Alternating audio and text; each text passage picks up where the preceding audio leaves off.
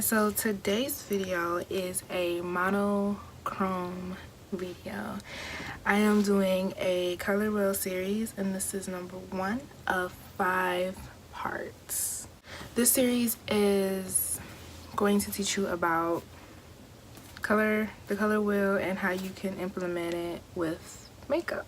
Monochrome means 1. Mono is 1, so it's just one color, different hues, different variations, different saturations, and you get a look.